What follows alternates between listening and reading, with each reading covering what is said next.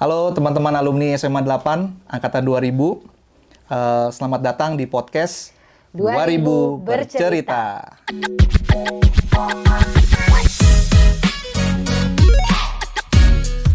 Nah, jadi kita akan ada reuni ya, Rin. Reuni akbar. Nggak akbar sih. Akbar ya? Akbar lah, tahun Akbar 2000. Tahun 2000 ya, karena 2000 semua ya. Tahun 2000. Di Agustus, tepatnya di 10 Agustus nanti, pokoknya detail akan kita sampaikan oleh panitia, akan sharing ke semua, ke Korlas, dari Mas Dika, Bro Dika, sama Rini juga nanti akan bantu sebarin juga. Siap. Oke. Nah, kali ini sebelum kita mulai, mungkin saya perkenalkan diri saya dulu ya sebagai host kali ini. Nama saya Ruli, kalau belum pada tahu, rupanya lucu sekali, Ruli. Dulu kelas berapa ya, Rin? Gue juga lupa nih SMA. 1F, 2H, 3C, 3 IPA C. Okay. Dulu masuk IPA D, cuman disuruh keluar ke bawah. Oh, Jadi iya. IPA C. Terus tingkat. IPA D kan kelas unggulan ya? Langsung bulan. Oh, lo keluar berarti? Oh, iya, keluar Oh, gua. nggak masuk ya? Hampir. Disuruh keluar sama Disuruh gurunya. keluar. Gara-gara kuota. Turun ke bawah. Sebelah gue ada Gue Rini, kalau yang belum kenal sama gue atau nggak ingat, dulu gue 1A, 2B, IPSA. anak IPS ya? Iya. Keren. Ini istilahnya apa? Outliers nih kalau anak IPS. Outliers. Apa nih? Oh iya, lah ya. Nggak sekolah tapi tetap sukses gitu. Iya. Nggak sekolah tetap sukses. Amin. Amin. Oke, nah di podcast lagi jadi. Di podcast kali ini kita kedatangan Tamu teman nih. kita, sohib kita waktu SMA yang udah lama juga nggak ketemu ya. Sudah lama banget ya. Lama banget asli. Lu Kayaknya datang terakhir nggak sih kita waktu main. reuni? Dateng gue. Datang ya? Dateng gue. Kita kedatangan teman kita, namanya udah keren banget ya. Vidi Arta. Wah. Saya datang, saya lihat dapat duit gitu kan. Vidi Arta Andika. Halo Kita close semuanya, dulu. Oke. teman-teman. Nah, Andika ini udah keren banget nih. Kalau title kerjaannya udah keren banget nih. Wah, gue kalau di berarti mesin ya, lu tuh orang paling penting di dunia nih. Udah VP Garuda Maintenance Facility. VP Engine Service. Oh, VP Engine Service malah lu lebih. Garuda Maintenance Facility. Asli. Keren Ini yang banget bikin ya. pesawat terbang tuh kalau nggak ada ACC tangan pada bos Dika nih nggak boleh. Iya. Belum kelar nih di ahasnya nih, apa di ahas. Belum ganti oli. Nah, cerita dong gitu, ingetin Iya, deh. iya. Dulu kelas 1 apa sih? Kelas 2, Nah. kelas 1, kelas 2, kelas 3 deh. Oke. Dulu tuh gue kelas 1D. Gue kelas 1D Oh, di atas tuh ya berarti. di nggak tahu di 1D. mana ya. Iya, paling bawah kan FGH. Iya. D di atas. D di atas ya? ABCD di atas. Ya. ABCDE. Nah, gue 1D. Nah, dulu kelas 1 tuh karena mungkin awal-awal masih agak rajin ya. Duanya 2C, kelas unggulan tuh. C. 2C Rajin dulu. banget itu. 2C kelas unggulan kan? Iya. Gua Nah, pikir-pikir 2C. ya. Nah, kemudian sama gue tersingkir juga tuh. Oh. 3-nya 3 IPA B. Wah. Nah 3 IPA B itulah gue kenal sama Seto, Waduh. sama Weko, sama Sandi. Nah, berubahnya di situ gue. Berubahnya di situ gue. Berarti lu mulai belok ke situ ya. Ya, di situ gitu. Mulai kenal dunia tuh di situ gue. Padahal tadinya itu ya. Iya. Hidupnya di buku gitu ya. Iya, di buku. Ketemu Sandi pasti agak yakin hancur sih. Sorry San, tapi emang bener. Nah, menurut lo tuh gimana tuh gitu kan lo mulai kenal dunia di SMA 8 baru kenal dunia. Iya. Kan dari kelas 1 udah give up ya. Betul. Nah, lo gimana tuh rasanya waktu kelas 3 tuh menemukan dunia yang berbeda? Ternyata di SMA 8 tuh ada hal-hal yang beda banget gitu dari yang lo tahu waktu kelas 1 kelas 2 gitu. Tuh. Awalnya tuh agak apa ya? Agak shock juga sebetulnya kan. Karena teman-teman gue tuh baru semua kan Lihat gitu ya. Sandi. Gitu ya. Jadi sampai gue waktu kelas 3 itu gue inget banget tuh. Gue tuh pas gue masuk kelas itu gue bingung gue mau duduk di mana. Karena saking gue nggak ada yang gue kenal deket banget gitu ya. Nah akhirnya waktu itu yang apa ya? Ya si Seto, Weko, Sandi itulah yang akhirnya Dik lu duduk sini aja. Akhirnya gue duduk di belakang tuh. Waduh. Bener, gue biasanya duduk itu di depan gitu ya. Gue di depan gitu ya. Kelas 3 tuh gue duduk di belakang gitu kan. Wah, itu dia. Akhirnya kenalan sama Weko, sama Sandi, sama Seto ya. Jadi gue tuh mulai tahu bahwa ada banyak dunia-dunia baru gitu. Cerita-cerita baru, cerita komik, Iya, cerita cewek gitu ya. Pingpong Nah, meja ya, pingpong meja juga ada ya. Pingpong meja, Pingpong meja gitu. ya. Yang pakai Pingpong bola-bola meja kertas. gitu ya. Itulah akhirnya lama-lama tuh gue jadi enjoy banget tuh di IPA B tuh. Seru lah pokoknya IPA B. Iya, gue sih menginvest mereka untuk lu belajar dong gitu kan. Jangan jontek mulu gitu kan. Jangan jontek lu, ulangan jontek mulu gitu kan. Lu belajar gitu.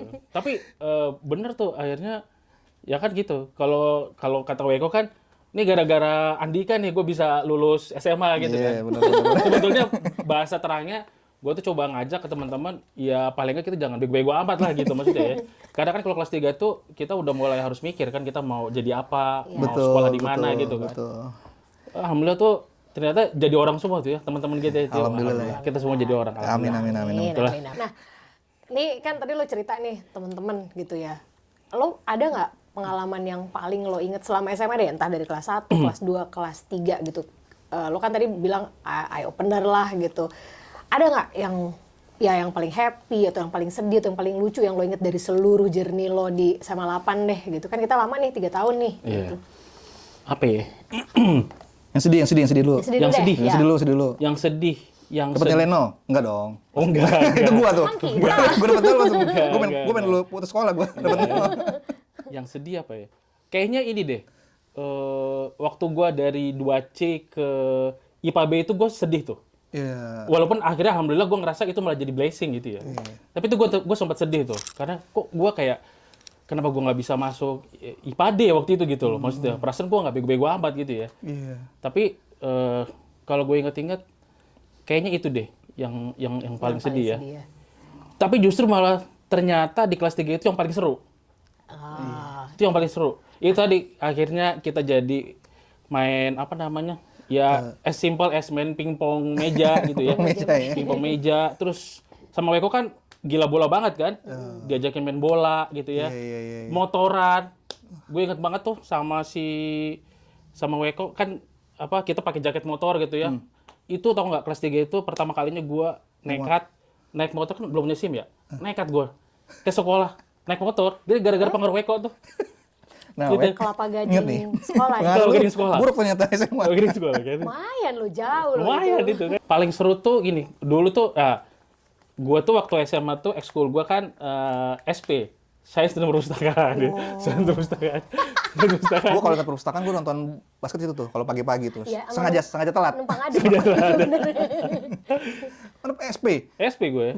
Gue anak SP Itu 34. kegiatannya apa sih SP sebenarnya? Mirip-mirip gue ada perempuan apa kegiatan yang nggak ada kegiatan emang. Tapi serunya itu ya, kita tuh punya kegiatan di luar kota. Jadi rutin. Dulu gue dulu sama Indra, Andri, sama Fedabi tuh. Sama Linda ya ceweknya tuh. Sama Linda, bener. Linda. Sama Linda itu. Kita tuh ada acara di Cianjur, kita bikin acara di Untung Jawa gitu ya. Ih, keren ini. Jadi ya sama kayak ekskul lain juga, kita kan kalau satu ekskul tuh kan kompak banget gitu ya. Terus suka bikin acara-acara gitu. Nah, kalau Sains Perpustakaan kan ya dulu kan ceritanya kita jadi ilmuwan lah gitu ya, pengen meneliti gitu ya. Nah, kita bikin menelitinya tuh jangan di sekolah, tapi bikin acaranya di Cianjur itu kan. Jadi kita Jalan tuh ya. Jalan kita naik bis gitu kan. Di sana nginep di sekolah gitu. Kalau di Untung Jawa kita bikin tenda gitu ya. Nah, itu tuh menurut gue ya buat gue itu pengalaman yang seru tuh.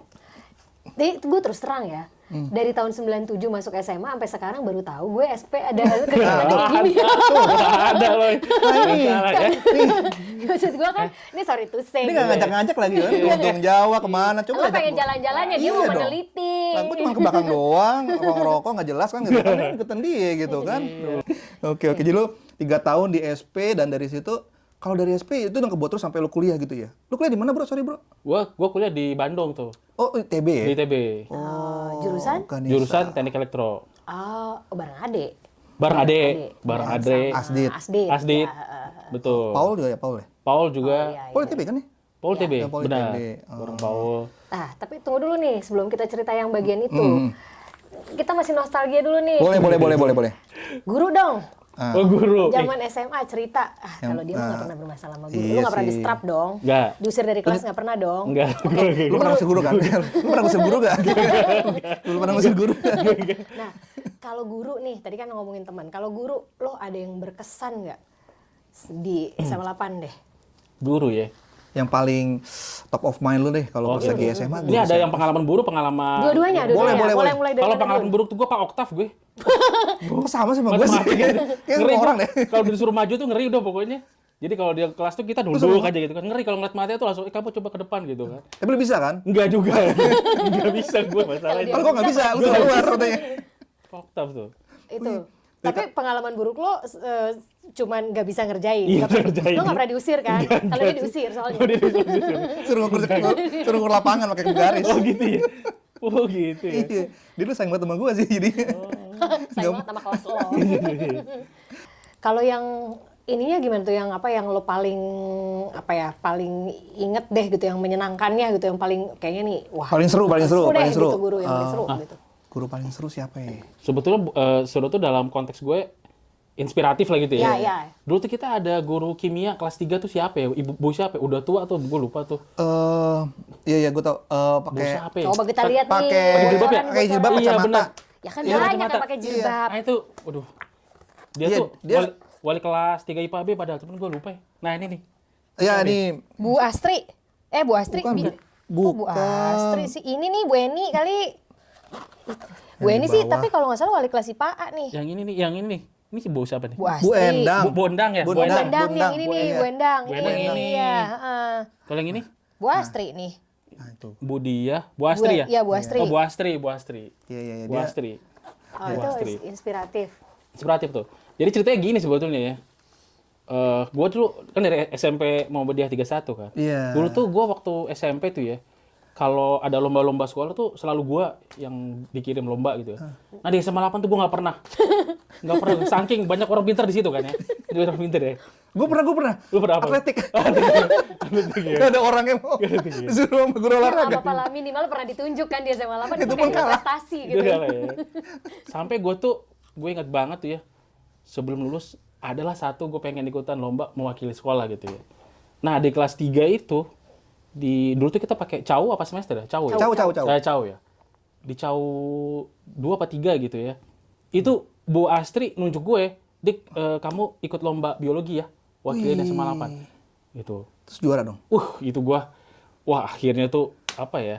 Ya Selama ini ya. selama ini akhirnya adalah satu gitu. Dulu kita kan kalau anak-anak ikut lomba apapun ya, atletik ataupun akademik kan waktu upacara dipanggil ke depan kan. Iya. Nah, gue tuh adalah gue sekali dipanggil ke depan gitu ya. Itu tuh gue kelas 3 tuh cita-cita gue itu tuh. Dan akhirnya tuh kejadian tuh gara-gara Bu Astri itu. Is. Gara-gara, Dik, lu ikut lomba biologi ya gitu ya. Itu juara tuh ya mainnya. Juara 2. Wah. Juara 2. Itu lombanya di UI kan. Jadi ada 3 tim. Yang masuk final akhirnya tahu nggak? Semuanya sama 8.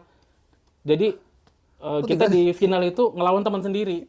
Siapa yang juara satunya? Juara 1 tuh siapa sih yang sorry ya, yang cewek tapi kayak cowok dulu kelas 3 IPA D siapa namanya? Oh, Yuris. Juris tuh. Sorry Yuris ya, maaf ya. Gitu. Emang dia perawakannya ini Mbak tomboy. Iya kayak gitu kan ya. Tomboy. Yang rambutnya pendek kan? Iya, Ah, Yuris. Yuris. Iya, Yuris Itu. Ipade. Juara 1 tuh hebat tuh dia. Itu juara 1. Andika udah bilang nih gitu, lo dulu kuliahnya di Elektro ITB gitu.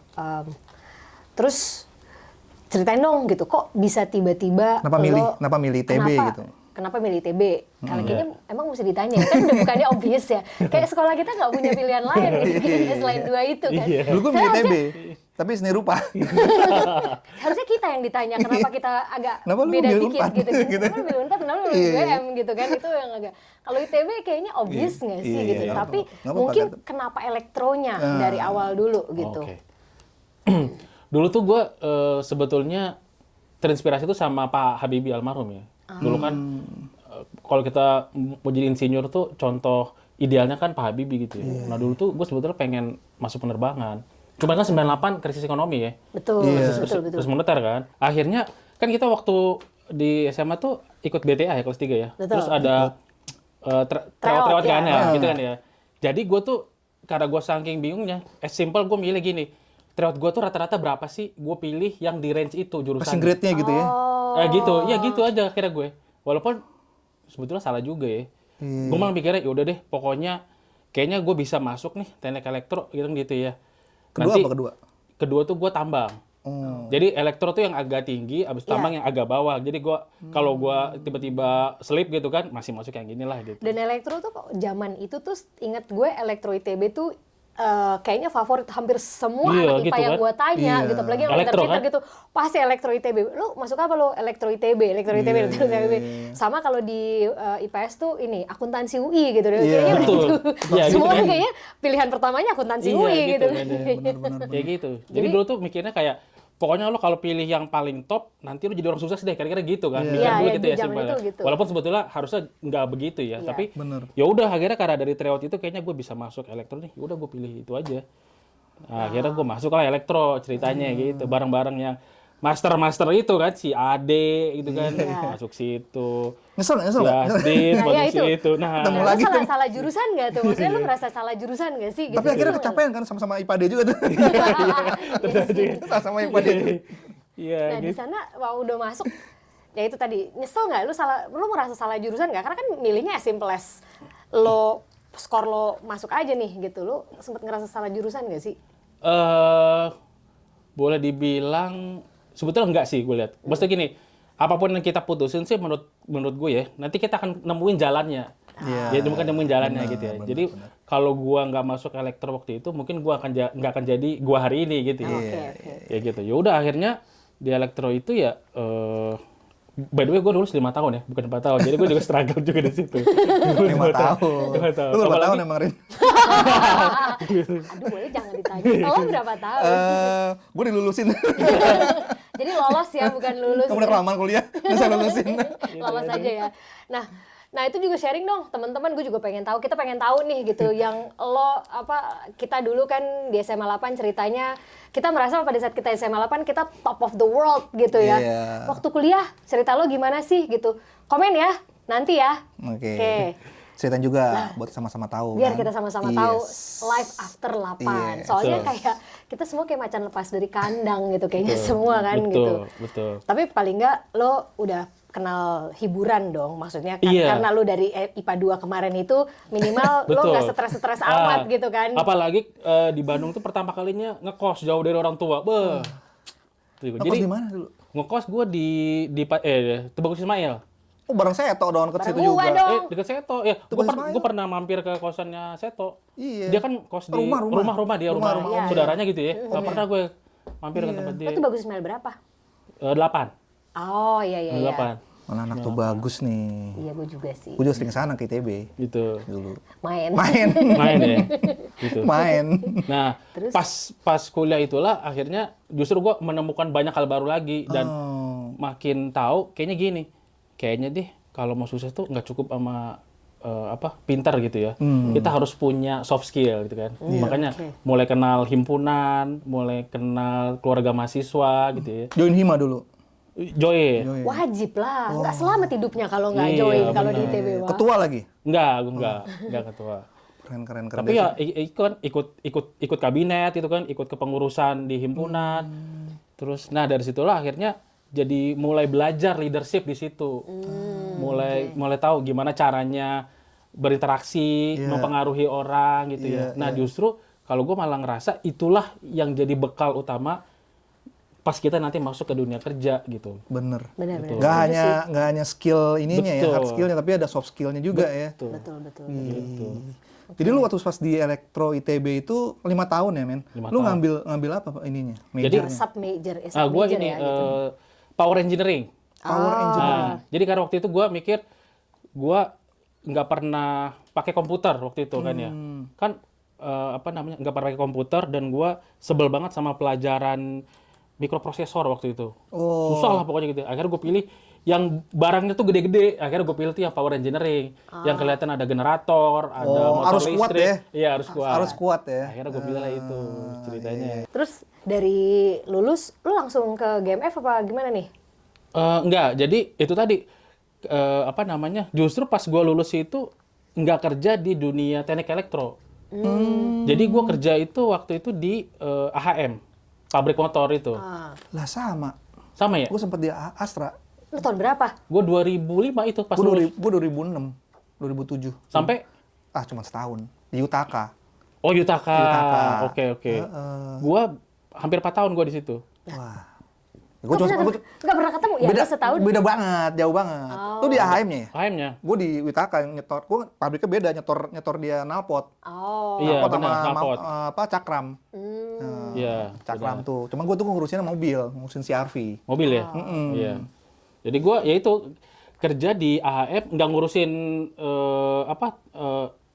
arus kuat kan? Iya. Justru malah gue di proses engineering ngurusin painting, pengecatan, Iya, pengecatan fuel tank, frame body, Iya, yang pakai Iya, arm swing, ya, gitu. celup gitu ya. gitu kan. Nah justru malah itu makanya gue bilang kadang-kadang kita tuh justru bisa banyak dapat ilmu ketika kuliah itu bukan dari pelajaran yang kita ambil di kelas gitu ya. Iya, iya. Tapi pelajaran yang bisa kita dapatin ketika di organisasi, Betul. Iya, berinteraksi dengan berbagai macam orang gitu ya. Nah, itulah yang akhirnya jadi bikin gue bisa masuk ke AHM itu selama 4 tahun. Akhirnya kan jadi itu kan, jadi shifting tuh. Tadinya teknik elektro ke manufaktur kan. Iya. Nah, disitulah akhirnya gue mulai, wah kayaknya gue perlu belajar nih tentang manufaktur. Disitulah gue ngambil sekolah lagi ceritanya gitu. Keluar. Enggak Sambil sekolah, sambil sambil kerja. sekolah. Sambil kerja. Sambil kerja gitu kan. Terus Gua sekolah di? sekolah di UI. Ngambil teknik industri kan. Kan industri kan hubungannya sama Bener. manufaktur Iya, kan. Betul. Ngambil teknik industri ya. Ternyata baru pas mungkin momen momen ahanya gue tuh mungkin pas S2 itu. Jadi gue justru belajar, oh ilmu teknik industri ini sebetulnya ilmu yang gue cari. Jadi kalau gue boleh mengulang waktu, sebetulnya gue pengen sekolah tuh itu sebetulnya. Iya. Tapi gue menemukannya pas S2 itu kan. Benar. Gitu kan ya. Jadi teknik industri itu kan, ya kata orang teknik industri kan, dia itu jembatan antara engineering sama manajemen gitu ya. Dia Iya, di tengah-tengah gitu. Benar. Nah akhirnya disitulah gue jadi belajar. Ada satu konsep yang sampai hari ini tuh gue masih dalemin dan tekuni itu yang namanya system thinking. Iya. System thinking tuh kita harus bisa berpikir sistem. Ya. Nah dengan konsep itulah kita bisa ditempatin di mana aja tuh bisa sukses sebetulnya. Iya. Karena konsep system thinking itu. Wah, itu menarik tuh. Nanti kita mungkin ada next podcast kita bahas ini nih. Iya, Nah, bisa, boleh bisa, tuh. bisa. Seru Oke. tuh. Seru Nah tuh. itulah akhirnya kan 4 tahun di situ, terus ngerasa kayaknya kalau di AHM tuh gue nggak bisa berkembang juga, terlalu nyaman juga gitu ya, Iya. terlalu nyaman. Akhirnya kayaknya gue harus cari tempat lain deh gitu ya. Nah akhirnya ada lowongan GMF.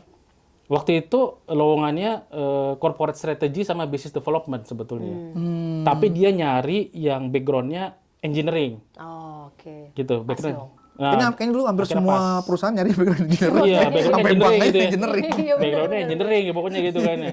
Ya udahlah daftar situ akhirnya mulai masuklah ke dunia pesawat gitu kan. Tapi ya itu tadi ini kayak cerita Allah juga ya. Akhirnya gue balik ke yang dulu gue pengen cita-citain penerbangan gitu ya. Iya. Gitu kan. Lu udah berapa lama nih di GMF? Nah, gue 16 tahun. Lama ya, Bu ya. 16 Selama. tahun. Udah dapet 2 window ya berarti ya. Dapet pin 2 window ya. Iya. Kan gitu. Udah dapat plakat lah pokoknya. Dapat plakat. Itu lebih dari 15 tahun soalnya ya. Oke, di GMF ceritain dong sekarang lu ngapain deh. Oke. Gitu. Kita mulai dari sekarang dulu. Sekarang ya? Sebagai Yoi. VP Engine Service nih ngapain? Oh, Karena iya. kan apalagi buat orang-orang yang awam, apalagi kayak gue nih ya gitu ya, nggak relate nih anak IPS gitu. Mau tahu Oh, pengennya iya. ngapain sih VP Engine Service Nah. tuh gitu. Nah, lu kalau naik pesawat kan suka merhatiin tuh di bawah sayap tuh ada 2 engine kan. Betul. Ya. Nah, tuh engine kalau rusak tanggung jawab gue.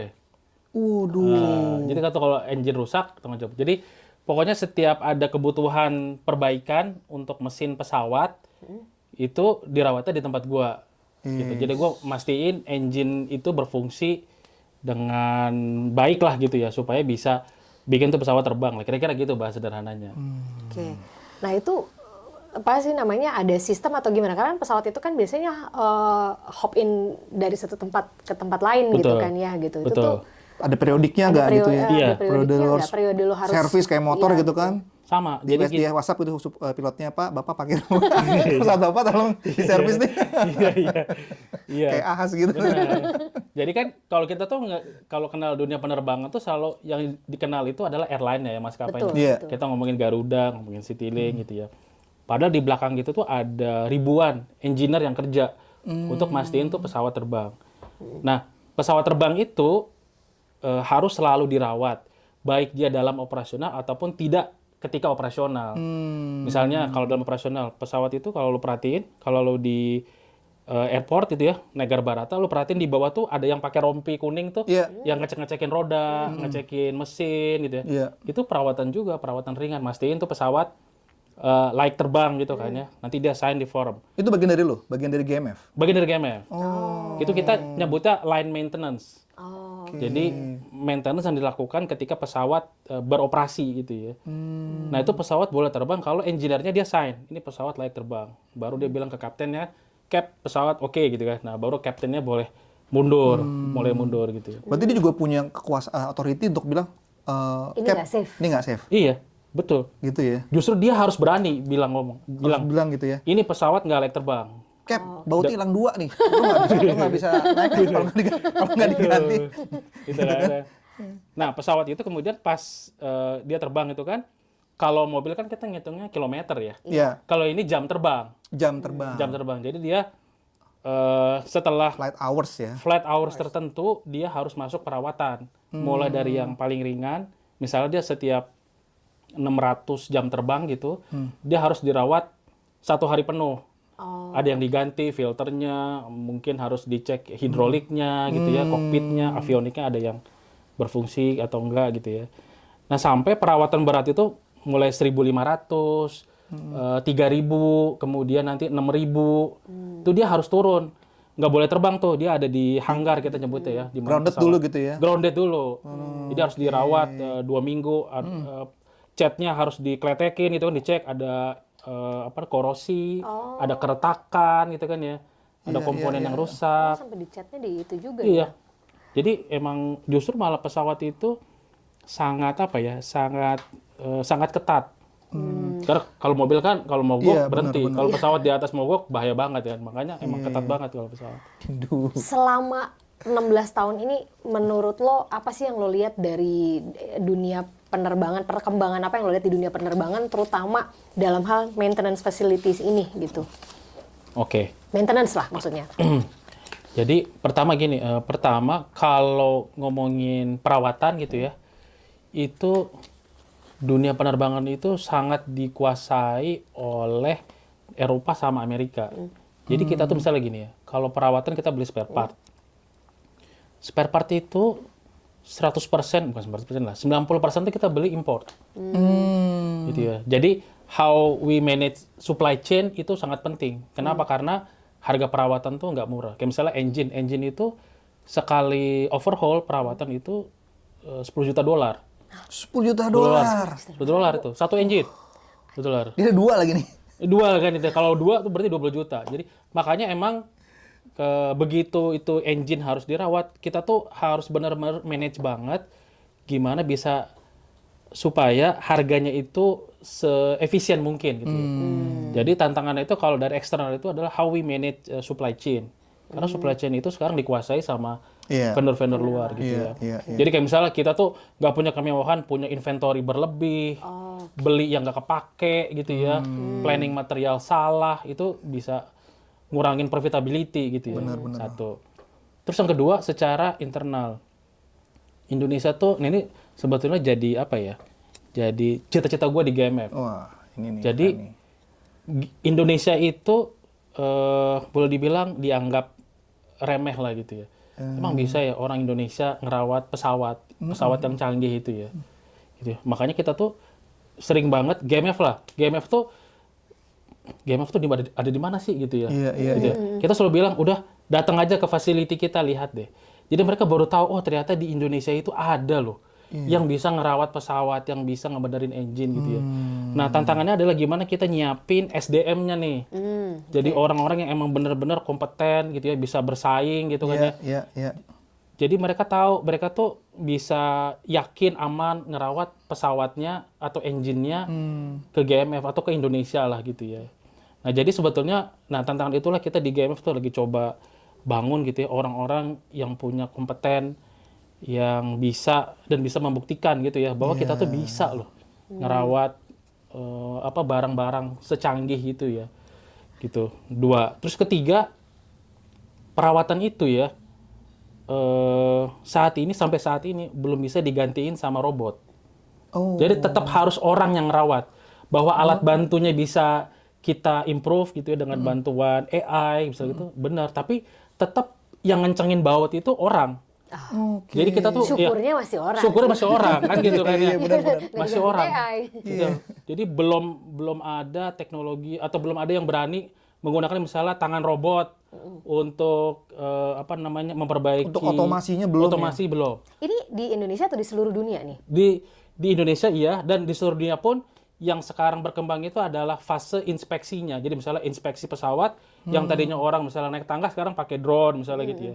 Tapi begitu ketahuan rusak tetap orang yang ngebenerin gitu. Oke. Nah, sekarang masih kayak gitu ya. Nah, jadi tantangannya itu adalah karena orang yang bekerja, gimana kita bisa ngatur orang, kita manage orang gitu ya. Nah, disitulah ilmu leadership-nya main, soft skill-nya tuh main di situ, auto influence, jaga productivity gitu kan ya.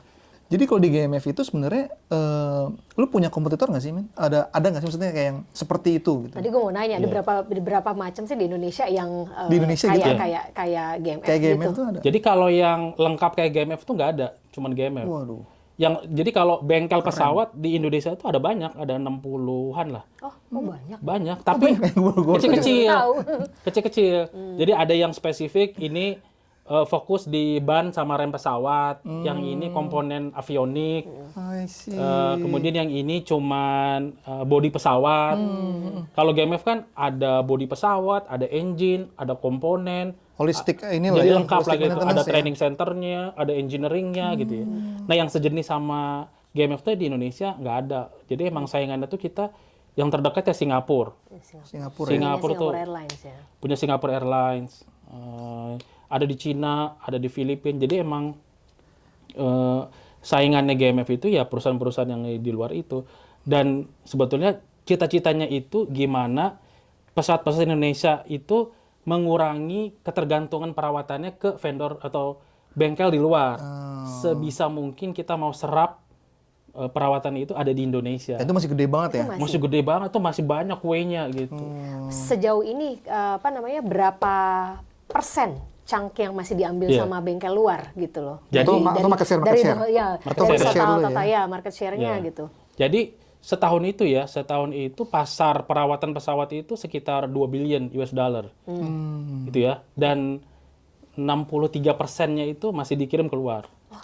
2 billion itu untuk global atau Indonesia? Untuk Indonesia aja pesawat ya, yang beroperasi di Indonesia itu kira-kira 2 billion tuh. Oke. Nilai perawatannya ya. Wah, Berarti more than 50% masih ke Masih. luar negeri 50%? dong.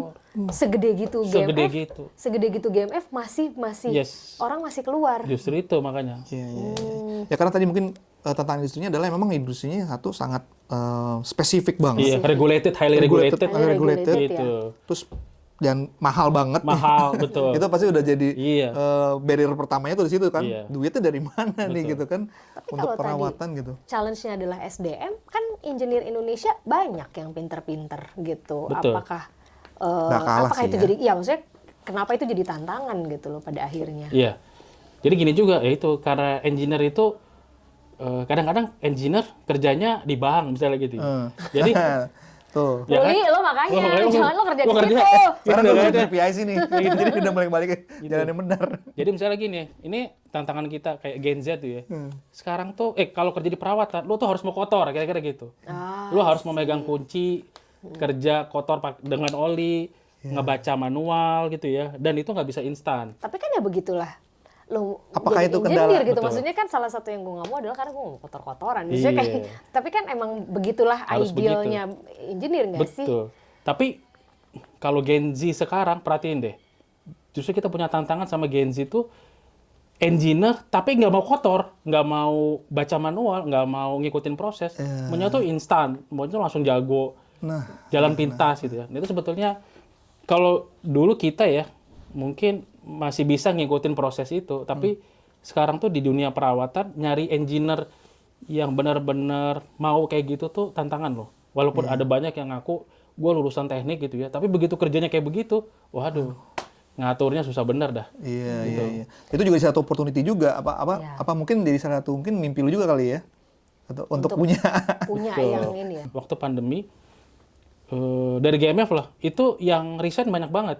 Oke. Ya, jadi waktu pandemi itu banyak orang yang ninggalin dunia penerbangan.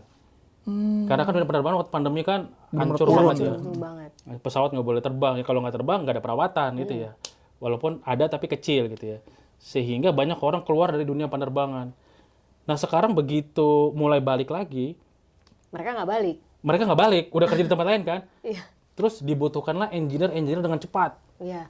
Wah itu sekarang nih kalau lo tahu ya, itu orang-orang Indonesia yang udah mulai sedikit jago aja itu udah dibajak-bajakin di Middle Sedikit East, jago nih ya. iya, di Eropa gitu. Saking butuhnya orang dengan cepat gitu ya.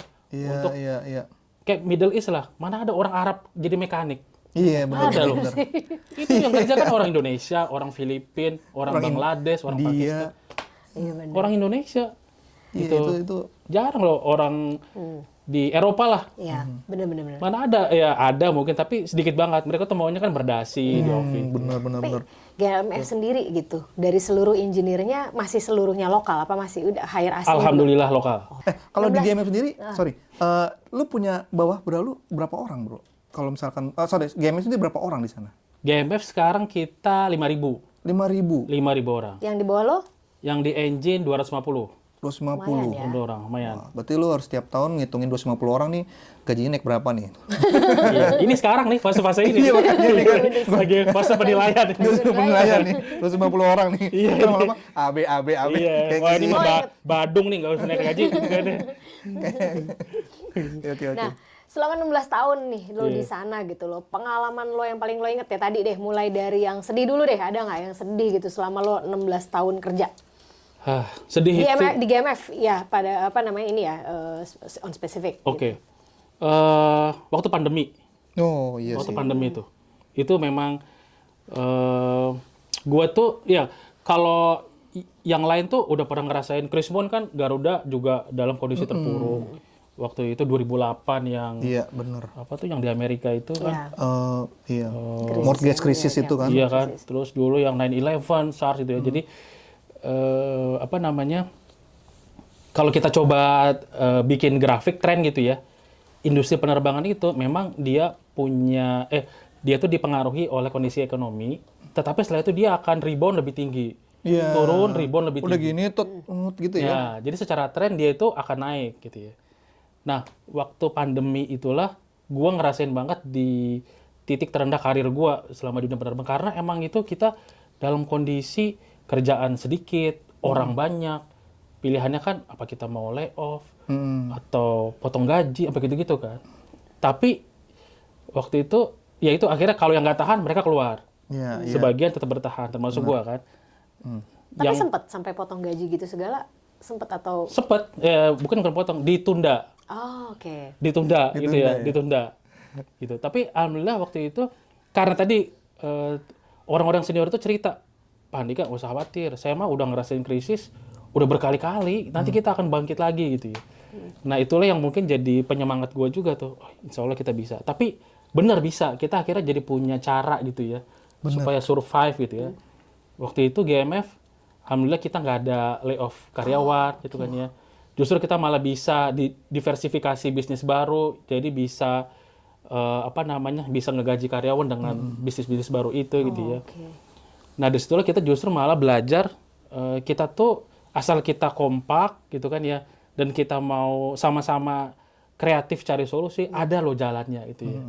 Dan alhamdulillah justru malah kita sekarang berhasil ngelewatin itu gitu. Makanya gue yang bikin gue tuh tetap bisa bertahan di game, karena gue yakin percaya ini perusahaan akan terus tumbuh dan dia punya kontribusi besar lah buat bangsa tadi. Cerita gimana supaya perawatan itu sebisa mungkin dikerjain di Indonesia oleh tangan-tangan engineer Indonesia sendiri. Gitu. Kalau Ya, yang gitu. yang lucunya gitu, yang senengnya gitu loh di GMF nih. Yang seneng di GMF itu karena kita pesawat itu industri global kan, industri global. Jadi yang bikin senang itu gue punya kesempatan untuk banyak travel. Awal turbulence ya. Gue ngeri tuh, turbulence itu ngeri gue. Turbulence. Gitu. Takut. Jadi misalnya karena Travelnya ya. ya itu kan, kalau pesawat yang bikin ada di Amerika. Iya. Bener. Terus kadang-kadang kita Airbus. punya kerjasama sama vendor ada di Norwegia, ini ada di Belanda gitu kan ya. Jadi teman-teman yang di GMF itu atau yang di penerbangan secara umum itu ya, yang bikin mereka senang tuh ya karena mereka punya kesempatan untuk ngelihat dunia gitu ya dengan travel. Nah itu mungkin juga buat gua juga satu keberkahan ya bekerja di industri penerbangan gitu. Jadi punya kesempatan untuk Lihat dunia juga. ngelihat Dunia, ngelihat ya, ya gitu. tempat lain gitu. Dan benchmarking juga kan. Betul, Sejauh gitu-gitu. mana, sejauh mana kita, di mana kita di level globalnya gitu Yes. kan. Iya. Nah, kalau misalkan lu bisa bilang GMF sendiri di global market tuh nomor berapa, bro? Gitu ya. Jadi kalau kita pernah ada pemeringkatan tuh di Asia lah gitu ya. Di Asia itu kita pernah nomor 10 Oke. Dari berapa tuh? dari semua MRO yang ada di Asia. Ada berapa totalnya? Ada berapa ya? Ratusan? Mungkin kalau total ratusan ada sih.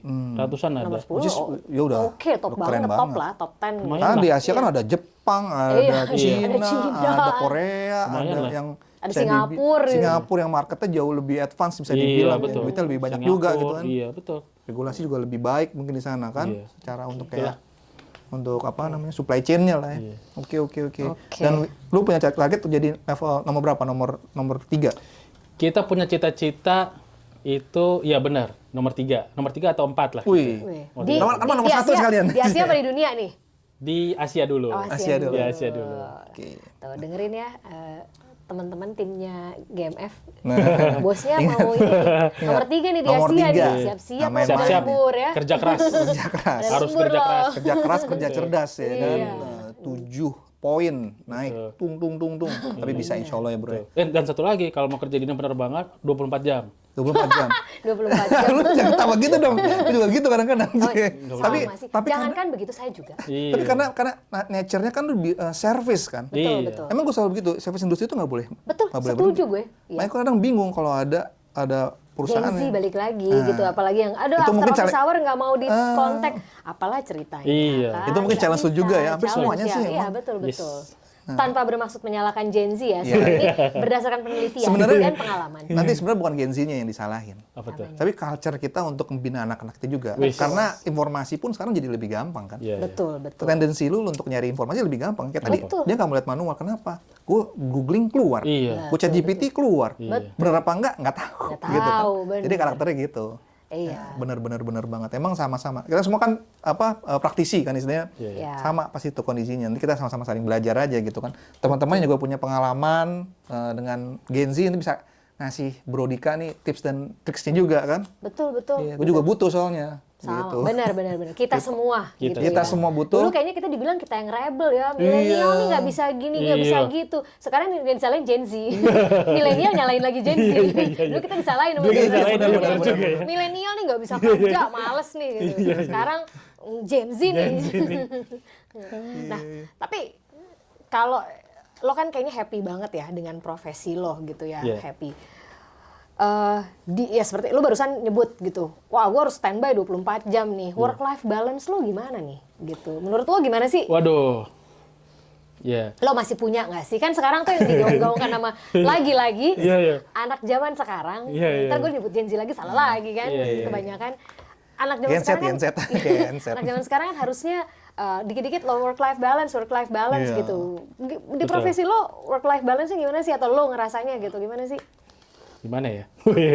Ya, jadi kan ya harusnya kan gini, kalau prioritas satu keluarga kerja. Tapi kalau alokasi waktu kerja keluarga kan.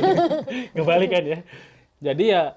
Jadi akhirnya gini, sekarang gimana kita bikin tempat di kerja itu senyaman mungkin. Dia jadi tempat bukan hanya mikirin kerjaan, tapi juga dia punya community gitu ya. Makanya kan kalau di GMF juga kita punya community of practice namanya gitu ya. Ada yang community sepeda, community lari. Jadi misalnya tiap Jumat sore kita ada lari, tiap Rabu sore itu ada sepedaan gitu ya. Atau ada yang senang main tenis, ada yang bela diri. Jadi emang kita coba sebisa mungkin itu tempat di kerja itu nyaman lah gitu ya. Iya. Tidak hanya tempat mereka untuk kerja secara profesional, tapi ada kebutuhan hobinya tuh bisa disalurin. Walaupun nggak semuanya, belum bisa semuanya, tapi bisa disalurin gitu ya. Nah, ya paling nggak itu yang bisa diupayain sih gitu ya. Iya. Gitu ya. Tapi kalau lo kerja di penerbangan emang Tuntutannya juga. Tuntutannya sih emang itu tadi. Karena kan kita tuh ya di bengkel itu adalah gimana mastiin pesawat yang terbang itu layak terbang gitu ya. Itu kan satu tanggung jawab yang nggak mudah ya. Jadi Betul. memang tanggung jawab itu satu harus dipahami benar oleh semua orang yang kerja di dunia perawatan. Bahwa kalau lo bilang ini layak terbang, itu hati-hati loh. Jangan sampai justru mengakibatkan bahaya nanti gitu. Mendingan kalau emang nggak layak terbang, lo bilang ini nggak layak terbang. Walaupun dengan konsekuensinya perawatan jadi tambah waktunya, duit atau cost jadi nambah. Tapi anything for safety lah gitu ya. Anything for safety itu harus dikedepankan. Nyawa bos ya. Nyawa, bener loh. Nyawa. Udah nggak bisa main-main kan. Betul. Nah itu yang harus dipahami. Kemudian tadi itu, kemudian gimana kita bisa bisa membuat teman-teman yang kerja di dunia penerbangan itu nyaman. Yaitu tadi dengan kita coba bikin wadah-wadah di mana mereka bisa nyalurin hobi gitu ya. Ya kira-kira gitu. Jadi kira-kira lo ya mau nggak mau, apa keluarga lo, apa teman-teman lo di kantor adalah keluarga lo juga, dan juga itu kantor jadi rumah juga di luar pekerjaan profesional. Mau nggak mau begitu. Kalau belum sih bro, hobi apa hobi nih? Yang sesuai dengan community tadi apa? Sepeda? Gue sepeda. Sepedahan ya? Sepeda. Oh, hasil bola dulu bareng sama Weko udah. Waduh, udah gantung sepatu gue.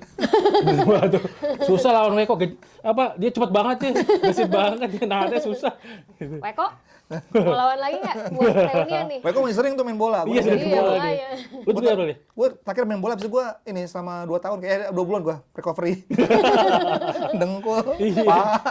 Udah, gue ampun dah, gue main lagi deh. Iya. Nyata doang, semangatnya doang. Wah keren pas main, abis main. Aduh astagfirullah. Namanya juga udah. Ya sudah. Umur. Nah, Udah dewasa. Udah dewasa. Sure. Nah makanya nih gitu kan. Tadi kan lo sempat bilang kalau gue bisa muter waktu gitu ini ya gitu. Lo pengen kuliahnya beda nih jurusan. Tapi kan kalau gue denger lo nggak nyesel juga sebenarnya karena toh Indian lo juga dapat apa yang lo mau. Maksudnya kayak Nemu lo juga menemukan, gitu ya. lo nemu juga gitu, Nemu menemukan juga bahwa gitu. lo kayaknya teknik industri nih gitu. Iya. Akhirnya meskipun nggak dulu tapi terus lo jalani juga di Iya. S2. Terus kemudian lo di dunia penerbangan gitu kan. Bener. Ada hal lain nggak yang pengen kalau lo muter selain tadi jurusan gitu yang kalau lo muter waktu gitu pengen lo ulang lagi gitu atau pengen lo melakukan dengan cara yang berbeda, masih ada nggak hal lain gitu? So far sih enggak sih, alhamdulillah. Jadi ya apa ya? Waktu SMA juga walaupun mungkin kalau dibanding sebagian teman-teman mungkin gue dianggap agak bosan kali dulu SMA, tapi gue bersyukur lah artinya dengan apa yang gue dapetin gitu ya. Intinya sih kan kita masing-masing tuh punya latar belakang yang beda-beda gitu ya. Dan kita memilih jalan Dan kita yang beda-beda. beda gitu ya. Tapi sih at the end gue percaya bahwa apa yang kita alami, jalan yang udah Allah atur buat kita itu ternyata emang itu jalan yang terbaik buat kita gitu ya. Iya. Nah tinggal kalau kita, ya pasti kita ada bikin salah keputusan, tapi kita tinggal gimana belajarnya kan gitu ya. Dan gimana memanfaatkan itu untuk bisa lebih baik ke depan. Gitu aja. Gitu ya. Tapi insya Allah sih apa yang terjadi, apa yang sudah terjadi itu ngasih banyak pelajaran lah. Buat kita gitu ya. Benar. Sepanjang hidup lo yang sampai saat ini gitu ya, pelajaran apa yang lo dapet yang paling ini momennya terbesarnya deh gitu yang kayak dari seluruh perjalanan hidup lo dari kecil sampai saat ini gitu. Iya. Kalau bisa kristalin tuh ya. Gitu kalau lo bisa merangkai dalam satu kalimat deh misalnya gitu. Ya boleh 2 juga boleh nggak? Ya boleh lah. Nggak 1 lah, kasihan juga lo. Kayak hujan bahasa aja. Iya. Jadi semua perjalanan itu tuh termasuk mentor-mentor yang gue dapat dalam perjalanan karir itu yang ngajarin gue, kita tuh harus jadi manusia pembelajar. Manusia pembelajar. Jadi kita tuh nggak boleh berhenti belajar. Jadi kita akan mendapatkan situasi di mana kita tuh ditempatin, mengalami, dikasih amanah untuk ngerjain sesuatu yang baru mungkin buat kita ya. Tapi kalau lo adalah manusia pembelajar, punya niat untuk belajar, insya Allah lo bisa. Nah dengan itulah kita akan terus maju gitu kan ya. Dan nanti lo akan mencapai ya apa yang lo pengenin. Karir yang pengen lu capai gitu ya, atau apapun lah gitu. Nah yang penting itu tadi, kalau menurut gue sih 1, manusia pembelajar. Ini lebih dari 1 boleh ya? Boleh ya? Boleh sampai 100. Kedua, Ntar kita cut aja. Terus yang kedua, banyak bersyukur. Gitu Belajar ya. syukur. Banyak bersyukur. Jadi apa yang kita alami saat ini itu ya kita syukuri. Gitu ya, kita syukuri. Terus ketiga, jangan milih-milih kerjaan kalau menurut gue. Itu penting. Jangan milih Jangan kerjaan. milih kerjaan. Kita mungkin nganggap ini apa sih kita dikasih kerjaan sepele? Enggak. Justru kita tuh harus bisa ambil positif dari kerjaan yang dikasih ke kita. Nah, dengan itulah nanti lu akan bisa banyak belajar dan nanti orang juga akan menilai, oh emang lu tuh adalah orang yang bisa dipercaya gitu ya. Sehingga nanti itu juga menjadi satu poin plus dalam karir lu gitu ya. Jadi 3 tuh kalau gue boleh share ya buat ini juga sebetulnya buat gue sendiri ya, bukan cuma gue ngajarin, enggak. Ini buat gue sendiri juga. 1, manusia pembelajar. 2, bersyukur. 3, jalani, maksimalkan apa yang diamanahin ke lo. Dah gitu aja. Kira-kira gitu. Keren. banget. Oke. Oke. Nah, mungkin terakhir nih ya, Iya, gitu ya. Terakhir apa kedua terakhir boleh lah ya. Iya. Ada yang rencana dalam waktu dekat nggak? Lu mau ngapain gitu? Planning lo dalam waktu dekat? Waktu dekat. Dekat Apa? ada Next-nya terakhir apa? lo Next? atau ya step dalam hidup lo gitu? Mau apa jadi yang presiden kapan? nyalek kali siapa tahu kan. Kan harus pipi. Iya, iya. Oh, iya, pipi. Presiden Garuda ya, bukan presiden Indonesia. Iya. Masih panjang banget itu. Iya ini.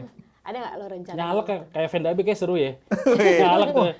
Bener juga, men. Iya nyalek ya. Iya. Boleh lah, boleh, Kalau lu ada apa namanya? Mau perubahan kan harus dalam sistem kan Iya, sebenarnya benar, kan. benar. Itu otak Vendabi dijual nggak ya?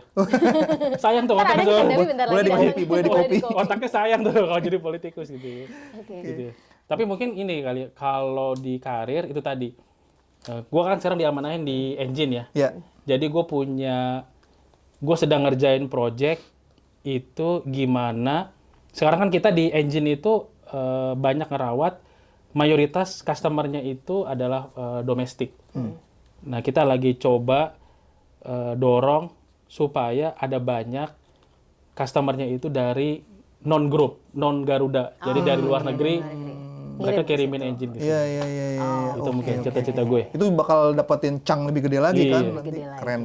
Keren. Oke. Oke, jadi ini kita udah mungkin udah di akhir-akhir nih ya. Akhir acara Ini nih, podcast gitu. yang isinya daging semua ya. Daging, tulang, lemak nih sebenarnya.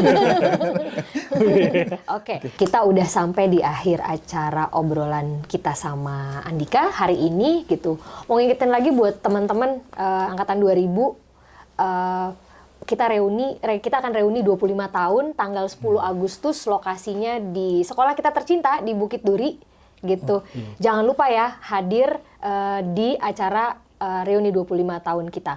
Kan kalau di sini kita ada podcast, nanti di sana ada banyak acara yang seru lagi, ada talk show, bazar dan yang lain-lain selain ketemu sama kita lagi gitu. Iya, betul. Nah, kita udah seru banget nih ngobrol sama Andika gitu ya. Jadi menarik ceritanya Andika tadi tentang dunia penerbangan sendiri gitu. Kalau gue sih tertarik itu sama tadi tuh pesannya yang dari tadi, lo jangan bangga deh lo kasarnya jadi anak SMA 8 karena itu nggak cukup.